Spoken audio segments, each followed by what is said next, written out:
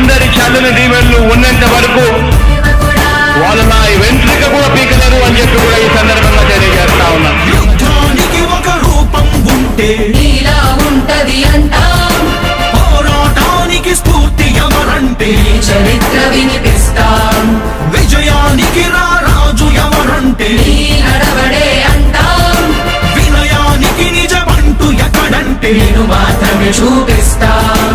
గజరాజుని భయపెట్టలేవుగా వీధి కుక్కల అరుపులు, ఆ సత్యం ప్రతి కుక్కకి తెలుసు ఆ పొద్దు అడుగులు, సూర్యకాంతికే తప్పలేదుగా గ్రహణ గడియల నిందలు, అవతార పురుష నిన్ను కీర్తించే రోజు ఉంది ఈ మూర్ఖులు, ముళ్ళదారిలో నువ్వు నడిచి మగు పూల దారినే వేస్తున్నాడా, నిన్ను నిందించే వారెవరైనా మనిషి జన్మ కర్వులుగా గలరా. స్వాగతం స్వాగతం స్వేద సేద్య సంరక్షకుడా, స్వాగతం స్వాగతం ధైర్య శౌర్య నవోదయుడా, స్వాగతం స్వాగతం శాంతి సంకేత సైనికుడా, స్వాగతం స్వాగతం పంచభూతాల రూపకుడా, నాయకుడా నాయకుడా నవ్యాంధ్ర నవ నిర్మాణపు శ్రామికుడా, శ్రామికుడా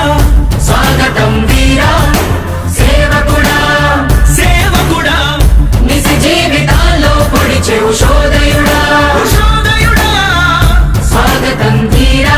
ఇంతకుముందు నేను చెప్పినాను కదా అధ్యక్ష, దాదాపుగా ఈ 29 గ్రామాల గురించి ఏదైతే మాట్లాడుతూ ఉన్నారో, 54,000 ఎకరాల గురించి ఏదైతే మాట్లాడుతున్నామో, ఈ పరిధి 54,000 ఎకరాలు ఇంటూ 2 కోట్ల రూపాయలు అంటే 1,09,000 కోట్ల గురించి ఒకసారి ఆలోచన చేయమని అడుగుతా ఉన్నా అధ్యక్ష.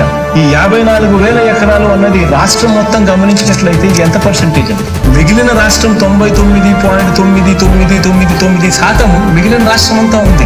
ఆ రాష్ట్రం అంతా కూడా సంక్షేమం వైపు చూస్తా ఉంది, అభివృద్ధి వైపు చూస్తా ఉంది. వాటికి కూడా డబ్బులు ఖర్చు పెట్టాల్సిన అవసరము రాష్ట్ర ప్రభుత్వం బాధ్యత అన్నది కూడా మర్చిపోకూడదు అని చెప్పి నేను సందర్భంగా తెలియజేయాలనుకుంటా ఉన్నా. ఎన్ని కష్టాలు